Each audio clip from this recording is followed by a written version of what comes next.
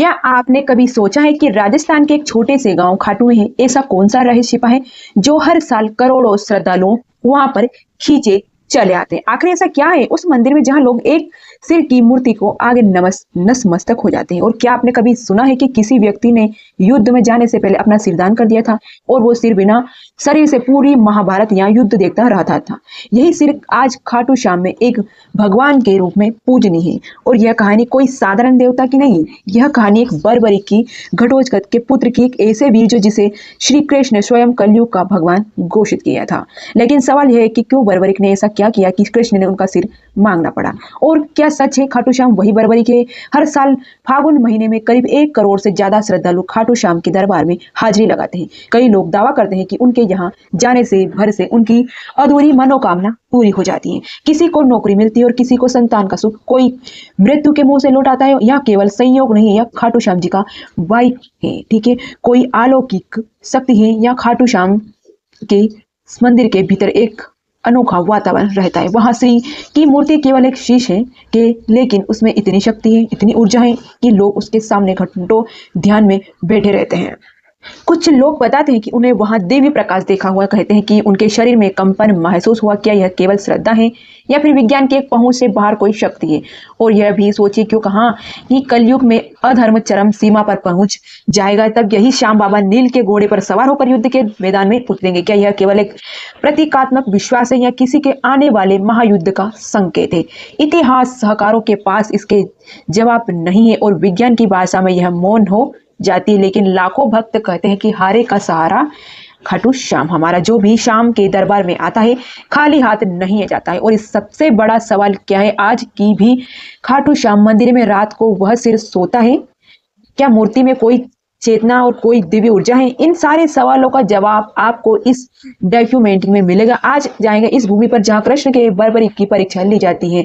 तो ठीक है दोस्तों, इसी तरह से मैं पूरी आपको जानकारी बताऊंगी। तब तक के लिए आप वीडियो को लाइक कर दीजिएगा और चैनल को सब्सक्राइब कर दीजिएगा ताकि आने वाली ऐसी ही वीडियो आपको मिलती रहे। तो हम बात करेंगे, हम जाएंगे कि उस भूमि पर जहां कृष्ण को बर्बरी की परीक्षा ली थी, उस इतिहास में जहां युद्ध से पहले एक सबसे बड़ा बलिदान हुआ था और उस मंदिर तक जहां हर धड़कन श्याम नाम की जाप करती है। तैयार हो जाइए एक ऐसी यात्रा पर जहां आस्था, इतिहास, विज्ञान और रहस्य सब एक साथ मिलते हैं खाटू श्याम के दिव्य और रहस्यमय संसार में। लेकिन उससे पहले अगर चैनल को सब्सक्राइब, वीडियो को लाइक नहीं किया तो यह आपके लिए फ्री हो जाएगा, हमारी मदद हो जाएगी। तो दोस्तों चैनल को सब्सक्राइब जरूर कर दीजिएगा। साल 2019 की बात है। राजस्थान के एक सीकर जिले का एक व्यापारी दिल्ली के एक बड़े अस्पताल में दिल्ली और मौत की जगह लड़ रहा था। डॉक्टरों ने जवाब दे दिया था, जब बस चमत्कार ही बचा था। घर वाले टूट चुके थे, लेकिन तभी उस व्यापारी की पत्नी एक फैसला लिया। वो सीधा खाटू श्याम जी के दरबार पहुंची, आंखों में आंसू, हाथ में नारियल और एक दिल से एक संकल्प है, श्याम बाबा अगर मेरे पति को जीवन दान मिल जाए तो हर साल आपके दरबार में सेवा करूंगी। कहते हैं ना, अगले ही दिन उस व्यक्ति को हालत में चमत्कारी सुधार हुआ। डॉक्टर हैरान थे, लेकिन यह सिर्फ एक कहानी नहीं है। ऐसे हजारों किस्से खाटू श्याम से जुड़े जहां विज्ञान की सीमाएं खत्म हो जाती है और आस्था शुरू हो जाती है। राजस्थान की तपती रेत पर जब सूर्य की किरणें पड़ती है तो लगता है कि मानो इतिहास की कोई सुनहरी परत जाग उठी है।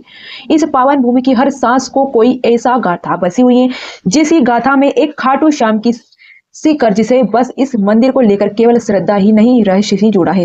कहते हैं कि यह मंदिर केवल एक पूजा स्थल नहीं बल्कि एक ऐसी जीवित गाथा है जो आपके महाभारत काल में जोड़ती है और एक ऐसा योद्धा मिलवाती है जो युद्ध के लड़ने नहीं सिर काटने का था। एक ऐसा भी जिसे श्री कृष्ण ने एक परीक्षा के लिए अपना शीश तक समर्पित कर दिया था, वह भी हंसते हुए। क्या आपको भी कभी सुना है कि किसी का कटा हुआ सिर युद्ध भूमि में देखता रहा और फिर वर्षों बाद वही सिर कलयुग में भगवान बन गया? यह वही स्थान है जहां सिर पर पूजा होती है, शरीर की नहीं, जहां मंदिर के गर्भगृह में कोई सामान्य मूर्ति नहीं बल्कि एक ऐसा सिर विराजमान है जिसे वर्षों तक जमीन के नीचे दबा रहा गया था। क्या काई वाई कुंड जहां से यह मूर्ति निकली आज भी दिव्य ऊर्जा से भरा हुआ और ऐसे संभव है कि जब उस कुंड में जल का स्रोत किसी भी नहीं मालूम, फिर भी वह कभी सूखता नहीं है। मंदिर के भीतर कुछ विशेष परंपराएं निभाई जाती है, जैसे कि निशान चढ़ाया जाता है। लेकिन क्या आपने कभी सोचा है कि यह निशान केवल एक प्रतीक है या फिर इनमें से जुड़ी कोई ऊर्जा वाकई काम करती हैं। हजारों लोग दावा करते हैं कि उन्हें खाटू श्याम में कुछ मांगा है, निशान चढ़ाए और फिर वह चमत्कार हुआ, जिसे वह खुद से नहीं समझ सके। क्या यह केवल संयोग था, किसी भी अदृश्य शक्ति की कृपा है? इसका ही नहीं, मंदिर के कुछ दूरी पर स्थित एक प्राचीन शिवलिंग है जिसे औरंगजेब ने तोड़ने की कोशिश की थी, लेकिन कहते ना जैसे उसके सैनिकों ने उस पर वार किया, कुछ ऐसा घटा कि पूरा लश्कर डर में मारे पीछे हट गया। आज भी वह टूटा हुआ शिवलिंग एक चेतावनी बनकर खड़ा है। यह कैसा भय था, एक क्रूर शासन भी पीछे हट गया। मंदिर के आने वाले लोग बताते हैं कि वहां पहुंचते ही कुछ महसूस होता है, कि स्वप्न में दर्शन होते हैं, किसी को जीवन में सबसे बड़ी समस्या का समाधान मिलता है। और इसमें एक बात समान है, एक अदृश्य उपस्थित एक रहस्यमयी शक्ति है जो शब्दों से परे है। क्या यह श्रद्धा की शक्ति है या उस स्थान से जुड़ी कोई प्राचीन चेतना है? और शायद सबसे चौंकाने वाली बात तो यह है कि खाटू श्याम मंदिर के भक्त सिर्फ भारत तक सीमित नहीं, इंग्लैंड, अमेरिका, ऑस्ट्रेलिया जैसे देशों की भी कई लोग निशान यात्रा करने आते हैं। यह श्रद्धा किसी भाषा, जाति, किसी धर्म की मोहताज नहीं है, बस एक भावना चाहिए, भक्ति। और एक इस भक्ति में ही छिपे हैं जो प्रश्न जो सदियों से लोग मन को कुदरते आए हैं। और क्या खाटू श्याम की कलयुग के विष्णु अवतार है, या सच में नील घोड़े का सवार होकर अंतिम युद्ध में उतरेंगे? क्या वह प्रतिमा सचेतावन है? क्या आप श्याम बाबा आज ही भक्तों को संवाद करते हैं? क्या उन्हीं प्रतिमा रात में विश्राम करती है? कोई जीवित सस्ता? इन सभी सवालों के जवाब आपको इसमें मिलने वाला है। और साथ ही हम जानेंगे कि आपको कैसे इस खाटू श्याम की यात्रा कर सकते हो और आपको कब यहाँ जाना चाहिए। ये केवल एक वीडियो नहीं बल्कि एक यात्रा है श्रद्धा और रहस्य की, इतिहास के चमत्कार की और सबसे अहम उस दिव्य अनुभव की जिसे शब्दों में नहीं बांधा जा सकता। तो आइए चलते हैं उस रास्ते पर जो आपको केवल एक मंदिर नहीं बल्कि एक चमत्कार रूबरू कराएंगे। ठीक है, एक चमत्कार से रूबरू कराएंगे। खाटू श्याम बाबा का चमत्कार। बाबा खाटू श्याम का संबंध महाभारत काल से माना जाता है। घटोत्कच के पुत्र कथा की शुरुआत होती है उस अंधकारमयी दौरा से जब कौरवों को पांडवों के बीच तनातनी अपने चरम पर थी। हस्तिनापुर का राजमहल राजनीति, द्वेष और पांड्य पर केंद्र पर चुका था। दुर्योधन के मन में पांडवों के प्रति द्वेष दिन वन दिन बढ़ता रहा जाता था। उसके भय सताने लगा कि यह युधिष्ठिर को राज्य मिल जाएगा तो भविष्य में कौरवों की सत्ता समाप्त हो जाएगी, वह स्वयं केवल बनकर रह जाएगा। इसी भय और ईर्ष्या के उसे एक भयावह योजना बनाने प्रेरित किया। पांडवों को समाप्त कर देने के लिए योजना भीष्म पितामह ने जब धृष्टराज को युधिष्ठिर को राज्य अभिषेक का सुझाव दिया, तब दुर्योधन ने धृष्टराज को मन ही विष भर दिया। उसमें कहा, यदि एक बार युधिष्ठिर राजा बन गया तो फिर कभी यह राज्य हमारे पास नहीं लौटेगा। धृष्टराज युधिष्ठिर को योग्य बनाने के, लेकिन दुर्योधन आग्रह के सामने वह असहाय हो गए। पांडवों को वाराणसी भेजने का निर्णय लिया, लेकिन यह सिर्फ एक यात्रा नहीं थी, यह एक घातक जाल था। दुर्योधन वाराणसी से एक महल बनाया, ऐसा महल जो बाहर से वैभवशाली था दिखता था, लेकिन भीतर से एक अग्निपात था, यानी कि लाक्षागृह, यानी कि लाख से बना हुआ लाक्षागृह। वह भवन लाख, चर्बी, सूखी घास और अन्य ज्वलनशील वस्तु से बना गया था। उसका इरादा था कि एक रात जब पांडव इस गहरी नींद में सो गए, महल को आग लगा देंगे और उसकी सदाई समाप्त हो जाएगी, यानी कि पांचों भाई यहाँ पर जलकर राख हो जाएंगे। लेकिन नियति के इस षड्यंत्र को असफल करने के लिए एक और योजना रची थी और उसमें शामिल थे विदुर। उन्हें इस षड्यंत्र का आभास हुआ और उन्होंने पांडवों को गूढ़ संकेत का आगाह कर दिया। विदुर ने सुरंग खुदवाने का कारीगर को भेज दिया, कहा कि एक गुप्त रास्ता बना दिया जाए और ताकि आपातकाल में जीवन बचा सके। फिर वह राज आई तब पूर्वजन ने महल को अग्नि के हवाले करने की योजना बनाई, लेकिन इस योजना में पहले भी भीम के प्रतिकार किया। अग्नि वही फैली, लेकिन अपने साथ पूर्वजन उसकी योजना से ही निर्दोष भिलनी और भी ले गई थी। उधर पांडव सुरक्षित सुरंग से निकलकर हिडनी नदी में किनारे पहुंच गए, यानी कि हिडनी नदी थी उसके किनारे पहुंच गए। विदुर द्वारा भेजी गई नौका में सवार होकर दूर एक घने जंगल में जा पहुंचे और यहीं से प्रारंभ होती एक नई कथा। एक वीर योद्धा, एक राक्षसी कन्या का एक ऐसा पुत्र था जिसे गाथा को आगे चलकर 3 बाणों से युद्ध का रुख बदलने की शक्ति रखता था। इस जंगल में रहने की हिडिंबा और उसकी बहन हिडिंबन एक नरभक्षी राक्षस था जो मानव मांस खाकर जीता था। उसके अपनी बहन आदेश दिया और जंगल में विचरने, पांडवों को मारने, उसका भोजन तैयार करने के लिए नियम निकल पड़ा। लेकिन नियति को इस काम को तय किया था कि जब हिडिंबा भीम के सामने पहुंचे तो वह उसके व्यक्तित्व को तेजस्विता का मोहित हो गई। राक्षस होते हुए भी उनको भीतर एक प्रेम की अनुभूति जागी। प्रेम की एक ज्योति जलकर उठी। भी भीम की रक्षा करते हुए हिडिंबा अपने भाई को विरोध में बैठ हुई। इससे नाराज होकर हिडिंब ने भीम का आक्रमण किया और फिर शुरू हुआ एक घमासान संग्राम, एक युद्ध। यह शक्ति छल का नहीं बल्कि धर्म और अधर्म के बीच का अतत अंत भीम थे। और भीम ने हिडिंब को परास्त कर मार गिराया। उसके बाद हिडिंबा ने भीम के सामने विवाह का प्रस्ताव रखा। पहले तो भीम ने उसे अस्वीकार कर दिया, लेकिन जब माता कुंती ने हस्तक्षेप किया और एक शर्त रखी कि विवाह के संतान प्राप्ति तक ही वह साथ रहेगा, यह विचित्र विवाह संपन्न हुआ। जंगल में उनका गंधर्व विवाह हुआ और वही जन्म हुआ एक तेजस्वी बालक का, जिसका नाम था घटोत्कच। घटोत्कच का व्यक्तित्व भीम जैसा ही था, बलशाली, पराक्रमी और न्यायप्रिय कलाकार।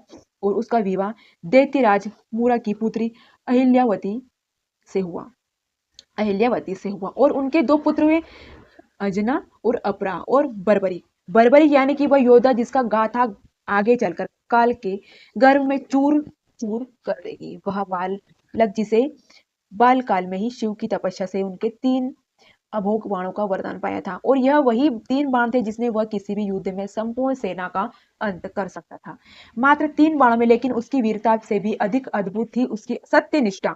अपनी माता से किए एक वचन ने उसे एक ऐसे मार्ग पर ला खड़ा किया जहां इतिहास की धारा मुड़ गई। और वचन था, मैं सदा हारे ही और मैं से युद्ध करूंगा। यानी कि मैं सदा हारे की ओर से युद्ध करूंगा, यानी कि जो इंसान हार जाता है, हार गया ना, मैं उसके लिए ही युद्ध करूंगा। और यही प्रारंभ होता है खाटू श्याम बनने की और उसका अंतिम सफर घटोत्कच करो। अहिल्यावती वह का तेजस्वी पुत्र बर्बरिक एक बचपन से ही असाधारण प्रतिमा का धनी था। उसकी आंखें में वीरता की चमक थी और अदृश्य में धर्म की लो। वह युद्ध यानी कि युद्ध विद्या से, अस्त्र शस्त्र, नीति और तपस्या से अपराजय था, लेकिन उसकी सबसे बड़ी शक्ति थी उसकी आस्था। जब वह थोड़ा बड़ा हुआ, उसकी माता अहिल्यावती ने उसे एक दिव्य उपदेश दिया, तैयार किया। उन्होंने भगवान शिव को कठोर तपस्या करने के लिए प्रेरित किया। बर्बरिक ने तप की आग से अपने शरीर को तपाया और उसकी भक्ति में प्रसन्न होकर महादेव ने उसे 3 अमोघ बाणों का वरदान दिया। यह बाण कोई साधारण बाण नहीं थे, यह बाण ऐसे किया कि से ये लक्ष्य से चिन्हित किया जा सकता है, दूसरे अहंकार सहारा और तीसरे उसे वापस बुलाया जा सकता है। 3 बाण में वापस आपको बता दूं, दोबारा बता देती हूँ।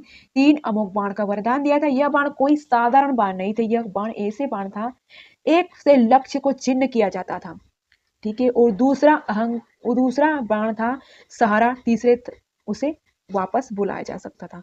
यह कहा जाता है कि मात्र 3 बाणों से वह समस्त पृथ्वी की सेना को अंत कर सकता था। समय बीतता गया और युद्ध का वह क्षण समीप आ गया जिसे महाभारत के नाम से जाना जाता है। कुरुक्षेत्र की भूमि पर धर्म और अधर्म के आमने सामने थे। सभी योद्धा एकत्रित हुए हो चुके थे। उसी समय बर्बरिक ने युद्ध भूमि में जाने का निश्चय किया। वह युद्ध के भाग लेना चाहता था क्योंकि उसका हृदय न्याय के लिए धड़कता था, परंतु उसकी मां से किया गया वचन अब उसके रास्ते में खड़ा था। उसके प्रण लिया था कि वह सदैव हारे हुए पक्ष की ओर से ही लड़ेगा। कुरुक्षेत्र में जाते हुए जब वह अपने नीले रंग के घोड़े पर सवार होकर चला, तो मार्ग में एक ब्राह्मण ने उसका रास्ता रोक लिया। लेकिन वही कोई साधारण ब्राह्मण नहीं थे, वह स्वयं श्री भगवान कृष्ण थे। उसकी शक्ति और उसके निर्णय की परीक्षा लेना चाहते थे। कृष्ण ने मुस्कुराते हुए हर सवाल पूछा कि बस बस तुम कहाँ जा रहे हो? बर्बरिक ने उत्तर दिया, ब्राह्मण में महाभारत के युद्ध में जा रहा हूँ। मेरा कर्तव्य है कि मैं उस पक्ष के लिए युद्ध करूं जो हार रहा है। और कृष्ण ने उसकी वीरता पर सदैव नहीं किया, लेकिन उसने निर्णय लिया। निर्णय से उत्पन्न होने वाले परिणामों की गहराई को समझना आवश्यक था। उन्होंने पूछा कि यदि तुम केवल हारे हुए पक्ष की ओर से लड़ोगे तो युद्ध का क्या होगा? बर्बरिक ने गंभीर उत्तर दिया, और जहां जहां हार होगी मैं वहां जाऊंगा, और जिस ओर मैं जाऊंगा वहां जीत जाएगी। वह सुनकर श्री कृष्ण का हृदय कांप उठा। उन्होंने स्पष्ट हो गया कि यदि बर्बरिक युद्ध भूमि में उतर गया तो युद्ध का संकुलन टूट जाएगा, धर्म और अधर्म की रेखा धुंधली हो जाएगी, पांडवों की विजय संभव हो सकती है। तभी उन्होंने बर्बरी की परीक्षा ली। उन्होंने एक वृक्ष की ओर इशारा करते हुए कहा, अगर अगर तुम इतने पराक्रमी हो तो इन पत्तों के एक बाण से भेद कर दो, यानी कि इतने पत्ते ना इनको छेद कर दो। बर्बरिक ने ध्यान लगाकर अपना पहला बाण चलाया और वह बाण वृक्ष के हर पत्ते को छेदने निकल पड़ा, लेकिन एक पत्ता बच गया जो श्री कृष्ण ने अपने चरणों तले छिपा लिया था। बाण हवा में झूम रहा था, खोज रहा था, और अंत में श्री कृष्ण जी के चरणों में पास वह रुक गया।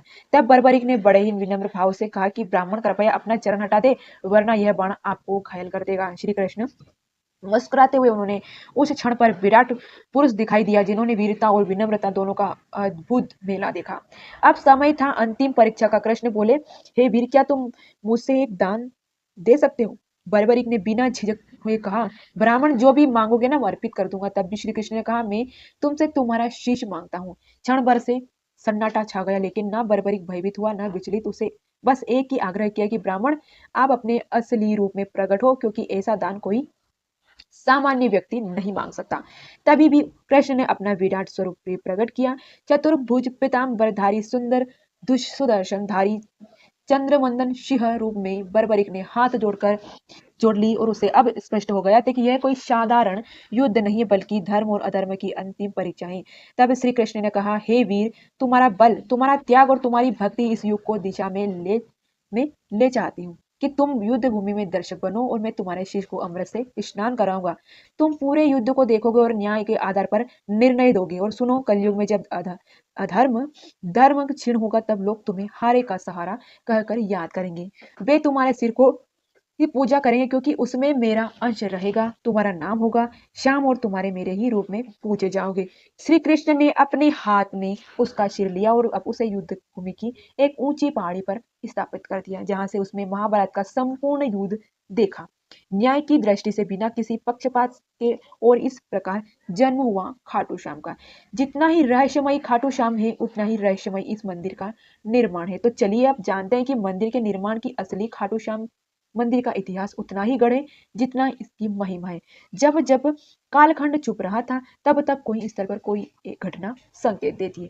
स्वयं बोल उठा कि खाटू श्याम धाम का निर्माण भी एक ऐसी पुकारे आरंभ होता है जहां केवल ईंट पत्थरों से रचना नहीं है, बल्कि उस अलौकिक चेतना की पूर्ण अभिव्यक्ति थी जो कलयुग में मानवता का अंतिम सहारा बनकर अवतरित हुई थी। इस पावन मंदिर की नींव उस क्षण पड़ी थी राजस्थान की तपती धरती पर एक असामान्य घटना घटी। कहते हैं ना, यदि कोई मंदिर स्थल नहीं था, ना कोई पवित्र तीर्थ था, बल्कि सीकर जिले का एक साधारण सा गांव खाटू पर एक दिन जैसे स्वयं भगवान ने उस पृथ्वी पर पुकारा। एक गाय चढ़ते चढ़ते एक विदेश विशेष स्थान पर पहुंची, और बिना किसी कारण से अनोख से दूध बहने लगा, यानी कि उसे उसके जो आंचल ना उनमें से दूध बहने लगा।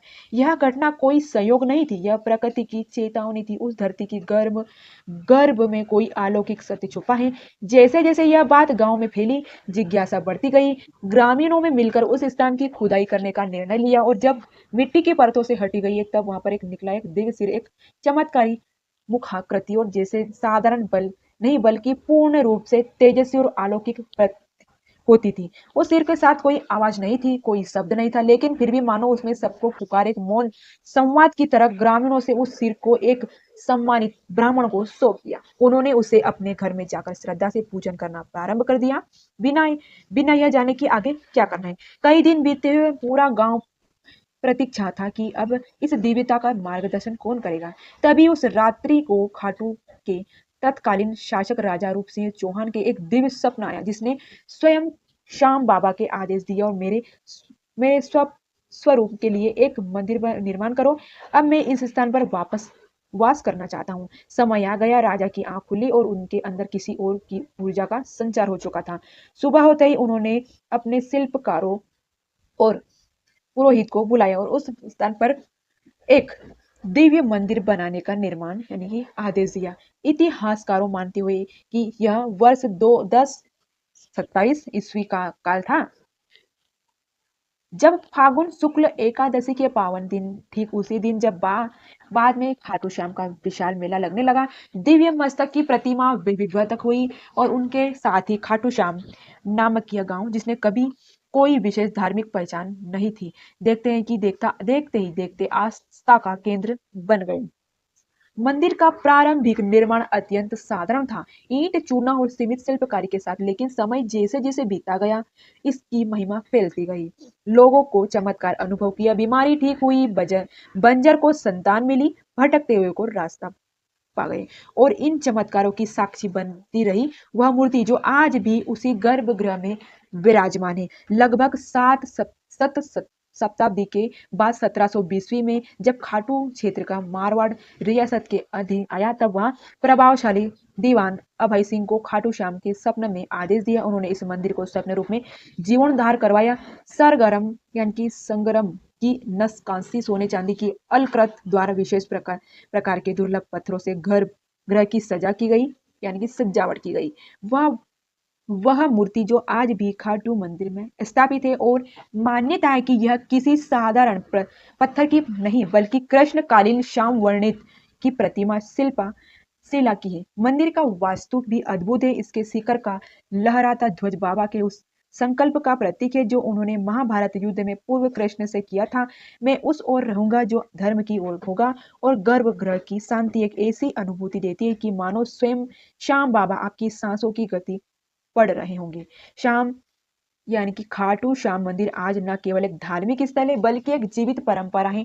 फाल्गुन मेला लगी यात्रा, निशान यात्रा, खाटू नरेश की जयकार और भजन, श्याम तेरी बंसुरी बंसी पुकारे राधा नाम, यह सब मिलकर इस मंदिर को केवल एक स्थान नहीं बल्कि एक आध्यात्मिक ऊर्जा है। वो कहते हैं ना कि तीन बाणधारी, कहते हैं ना वो भजन है कि केंद्र बनाना। कई विद्वानों मानते हैं कि यह मंदिर इतिहास और अध्यात्म के बीच का एक जीवन संगम है। जहां सिर्फ दर्शन नहीं होते, वहां एक भरोसा जन्म लेता है कि जब कोई सहारा हुआ इस दरबार में आता है, बाबा उसे फिर से जीवित से छोड़ देते हैं। जब अगली बार आप खाटू श्याम के दर्शन करें ना, तो सिर झुका के केवल एक मन्नत के लिए नहीं बल्कि उस त्याग के लिए जिसने युद्ध छोड़कर सेवा चुनी, और उस धरोहर के लिए जिसने कलयुग में भी भक्तों को विश्वास से जोड़ा रखा। खाटू श्याम धाम में जहां एक और बाबा श्याम भक्त भव्य मंदिर भक्तों की श्रद्धा का केंद्र बना हुआ, वहां इसी स्थान पर सबसे रहस्यमयी और चमत्कारी स्थल है श्याम कुंड। यहाँ कोई साधारण जलाशय नहीं है बल्कि एक ऐसी पवित्र सरिता है जिसे स्वयं बाबा श्याम ने इसी से जुड़ा हुआ माना है। मान्यता है कि जब उस दिन उस दिव्य मस्तक को धरती से गढ़ से निकला गया था, ठीक उसी स्थान पर यह कुंड प्रकट हुआ है, और तभी यह कुंड केवल जल का स्रोत नहीं रहा, यह बना भक्तों की आत्मा का शुद्ध करने वाला एक अलौकिक स्थान, तीर्थ कहते हैं। इस कुंड में डुबकी लगाने से मात्र से जीवन भर के पाप मिट जाते हैं। श्रद्धालु जब यहाँ आते हैं ना, तो आंखों से तो हाथ जोड़कर सीने में मुँह और आत्मा से पश्चाताप लेकर श्याम कुंड की ओर बढ़ते हैं। हर डुबकी पर हर प्रार्थना एक कहानी की होती है। किसी की टूटी उम्मीद जुड़ती है और किसी की बिगड़ी हुई तकदीर सुधरने लगती है।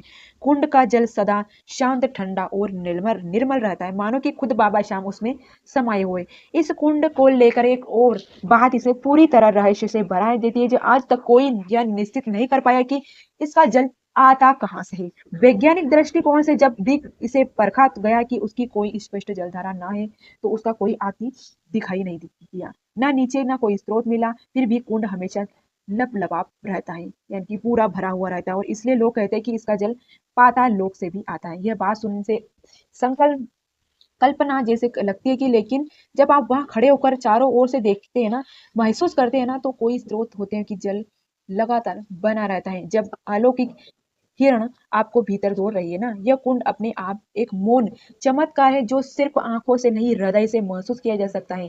श्याम कुंड से कुछ भी दूर नहीं स्थित है जो दो और पवित्र स्थल, जो गौरी शंकर मंदिर और गोपीनाथ मंदिर। इसमें से कोई गौरी शंकर मंदिर के साथ जुड़ी एक कथा दिल से झंझोक कर रख देगी। यहाँ घटना तब ही है जब मुगल सम्राट के औरंगजेब की सेना ने इस पावन स्थल को निशाना बनाया था। धार्मिक स्थलों से नष्ट करना उसकी नीति थी, और खाटू भी उसकी लिस्ट में आ गया था। उसकी सेना जब इस मंदिर को गिराने पहुंची, तो सबसे पहले शिवलिंग पर भालों से प्रहार किया गया, परंतु उस क्षण कुछ ऐसा घटित हुआ जिसे देखकर सैनिक की भी रूह कांपने उठी। जैसे कि भालो शिवलिंग टकराकर वहां से रक्त की धार फूटने लगी। यह कोई कल्पना नहीं थी, वह उपस्थित सैकड़ों लोगों की स्वयं अपनी आंखों से वह दृश्य देखा था। यह मानो कि शिव की वह प्रत्यक्ष आक्रोश था जो वही अपनी रक्षा के लिए जागना पड़ा। सैनिक घबरा गए, उन्होंने हाथ कांपने लगे और डर के मारे वहीं भाग खड़े। और आज भी सैकड़ों साल बीत जाने के बाद भी उस शिवलिंग पर साल भाले का निशान स्पष्ट रूप से दिखाई देता है, वो घाव जो उस दिन धर्म की रक्षा में स्वयं भगवान ने झेले थे। इस घटना के बाद किसी आक्रमणी की हिम्मत नहीं हुई कि वहां इस धाम की ओर आंख उठाकर भी देख सके। राजस्थान की राजधानी जयपुर लगभग 80 किलोमीटर दूर स्थित यह खाटू श्याम आज भी भले ही भक्तों का तीर्थ है, पर ईंट हर दीवार पर मोड़ किसी चमत्कार, किसी त्याग और किसी पुरस्कार की कहानी कहती है। यह केवल यात्रा नहीं होती, यह होता है आध्यात्मिक विसर्जन, जहां लोग अपने भूतकाल, अपने कर्म, अपने दुखों और छोड़कर वापस एक नए जीवन के साथ लौटते हैं। इस धाम तक पहुंचने के लिए अक्सर रेल मार्ग की रिफायरिंग हो जाती है और यह रास्ता भी प्रतीक बन गया उस भावनात्मक यात्रा का। तो चलिए अब मैं आपको लेकर चलती हूँ एक ऐसी यात्रा पर जो सिर्फ पैरों से नहीं बल्कि दिल से पूरी की जाती है, एक खाटू श्याम बाबा दरबार की जो आपको भीतर तक छू जाती है। मान लीजिएगा कि आप तय कर चुके हैं इस बार बाबा शाम के दर्शन करने जरूर आएंगे। आप सुबह सुबह अपने से ही निकलने और दिल के एक अजीब हलचल की जैसे कोई भी आपको खींच रहा है रास्ते पर। हारे का सहारा बाबा शाम हमारा की धुन जैसे हर सांस गूंजती रहती है। आप जयपुर, दिल्ली, चंडीगढ़ या देश के किसी भी कोने से यात्रा शुरू कर सकते हैं।